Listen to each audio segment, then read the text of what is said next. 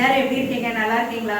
2 in 1 தமிழ்ல இன்னைக்கு நம்ம ஊர் மோர் குழம்பு செம்ம டேஸ்டா நார்த் இந்தியன் ஸ்டைலில் நம்ம இன்னைக்கு பார்க்க போகிறோம். அதுக்காக பஞ்சாபி ஸ்பெஷல் கறி செய்ய போகிறது என்னோட சம்மந்தி தான். இவங்க எங்கள் டாட்டர் எங்களோட அம்மா. இதோட சேர்ந்து நானும் எப்படி செய்கிறாங்கன்னு பார்க்க போகிறேன்.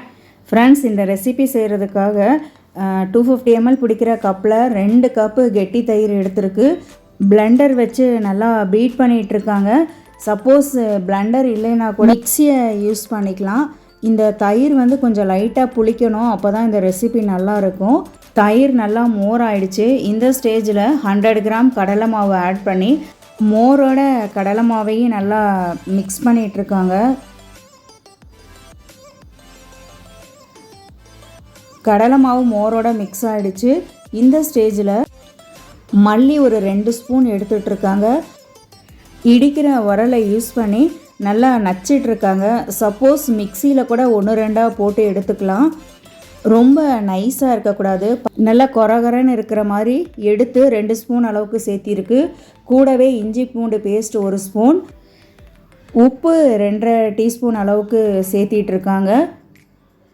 நெக்ஸ்ட்டு மஞ்சள் தூள் ஒரு 3/4 டீஸ்பூன், கூடவே தனி மிளகாய் தூள் 3/4 டீஸ்பூன். சேர்த்துன இன்க்ரீடியன்ட்ஸ் எல்லாமே மோரோட நல்லா சேர்கிற மாதிரி மிக்ஸ் பண்ணிகிட்ருக்காங்க. தயிர் எடுத்த அதே கப்பில் 3 கப் அளவுக்கு தண்ணி சேர்த்திட்ருக்காங்க. தண்ணி சேர்த்துனதுக்கு அப்புறமா எல்லாமே ஒன்றோட ஒன்று நல்லா ஆட் ஆகிற மாதிரி இந்த மாதிரி பபிள்ஸ் வர்ற அளவுக்கு பீட் பண்ணிகிட்ருக்காங்க. இதை தனியாக எடுத்து வச்சிடலாம். இந்த ரெசிபி செய்கிறதுக்கு ஸ்டவ்வில் நல்லா பெரிய பாத்திரம் வைக்கணும். அதனால் நான் இன்றைக்கி குக்கர் வச்சுருக்கேன். 2 டேபிள் ஸ்பூன் கடலை எண்ணெய் சேர்த்து எண்ணெய் காஞ்சது 1 டீஸ்பூன் சீரகம், 1/2 டீஸ்பூன் அளவுக்கு வெந்தயம், கூடவே பெருங்காயம் ஒரு 1/2 டீஸ்பூன். நெக்ஸ்ட்டு தனியாக பெரிய வெங்காயம் நீல வாக்கில் கட் பண்ணி அதோட ஒரு பச்சை மிளகாயை பொடியாக கட் பண்ணி எடுத்து வச்சுருந்தாங்க. அதில் ஒரு 1.25 டீஸ்பூன் அளவுக்கு குக்கரில் இப்போ சேர்த்திட்ருக்காங்க. எண்ணெயில் வெங்காயம் நல்லா கலர் சேஞ்ச் ஆகிற வரைக்கும் ஃப்ரை பண்ணிகிட்ருக்காங்க. கூடவே ஒரு 6 மிளகு சேர்த்தி வெங்காயம் கலர் நல்லா சேஞ்ச் ஆனதுக்கு அப்புறமா எடுத்து வச்சுருந்த மோரை சேர்த்தியாச்சு. கூடவே கொஞ்சமாக தண்ணி ஆட் பண்ணியாச்சு. ஸ்டவ் இப்போ ஃபுல் ஃப்ளேமில் இருக்குது. எல்லாம் நல்லா ஒன்றோட ஒன்று ஆட் ஆகிற மாதிரி மிக்ஸ் பண்ணிகிட்ருக்காங்க. 1 நிமிஷம் ஆயிடுச்சு.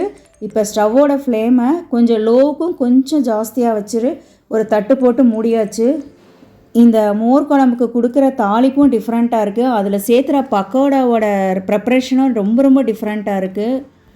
கட் பண்ணி வச்சுருந்த வெங்காயம் பச்சை மிளகாவோட கடலை மாவு ஒரு 50 கிராம் சேர்த்திட்ருக்காங்க. நெக்ஸ்ட்டு சால்ட் 3/4 டீஸ்பூன், ஓமம் ஒரு 1/2 டீஸ்பூன் எடுத்து கையில் நல்லா க்ரஷ் பண்ணி அதை ஆட் பண்ணிகிட்ருக்காங்க. நெக்ஸ்ட்டு சீரகம் ஒரு 1/2 டீஸ்பூன், தனி மிளகாய்த்தூள் ஒரு 1/2 டீஸ்பூன், கூடவே ட்ரை மேங்காய் powder 3/4 teaspoon, baking powder 1 teaspoon. இந்த இன்க்ரீடியன்ட்ஸை தண்ணி ஃபஸ்ட்டு எதுவும் ஆட் பண்ணாமல் கையிலையே பிசைஞ்சிட்ருக்காங்க. நெக்ஸ்ட்டு 1 டீஸ்பூன் அளவுக்கு மட்டும் தண்ணி சேர்த்தி நல்லா பிசைஞ்சு தனியாக எடுத்து வச்சாச்சு. குழம்பு செய்யல உங்களுக்கு கரண்டி உள்ளே இருக்கிறதுனால பொங்கி சீக்கிரம் வராது. இந்த ஸ்டேஜில் மறுபடியும் ஒரு கிளாஸ் அளவுக்கு 100 ml தண்ணி சேர்த்திட்ருக்காங்க. தண்ணி சேர்த்தி ஒரு 5 நிமிஷம் ஆயிடுச்சு. குழம்பு இந்த ஸ்டவ்வில் வச்சு கிட்டத்தட்ட ஒரு 30 மினிட்ஸ் ஆயிடுச்சு. இந்த ஸ்டேஜில் நல்லா திக்காக வந்துருச்சு. ஸ்டவ்வை இப்போ ஆஃப் பண்ணியாச்சு. ஸ்டவ்வில் ஒரு கடாய் வச்சு 100 ml அளவுக்கு குக்கிங் ஆயில் சேர்த்தி எடுத்து வச்சுருந்த பக்கோடாவை ஒவ்வொன்றா போட்டுட்ருக்காங்க. பக்கோடா ஃபுல்லாக வேகிறதுக்கு முன்னாடி ஒரு 70% வேகையிலேயே அதை வெளியே எடுத்துடுறாங்க.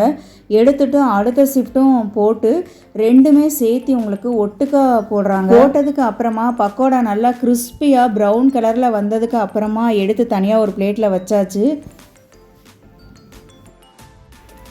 ஸ்டவ்வில் ஒரு தாளிப்பு கரண்டி வச்சு அதில் 2 டேபிள் ஸ்பூன் அளவுக்கு நெய் சேர்த்தி நெய் ஹீட் ஆனதுக்கு அப்புறம் 1/4 டீஸ்பூன் அளவுக்கு பெருங்காயத்தூள் சேர்த்தி கூடவே ரெட் சில்லி பவுடர் 3/4 டீஸ்பூன், கூடவே சீரகத்தூள் ஒரு 1 டீஸ்பூன் அளவுக்கு சேர்த்தி 2 காஞ்ச மிளகாவும் சேர்த்தி நல்லா கொதித்ததுக்கு அப்புறமா குழம்புல ஆட் பண்ணியாச்சு.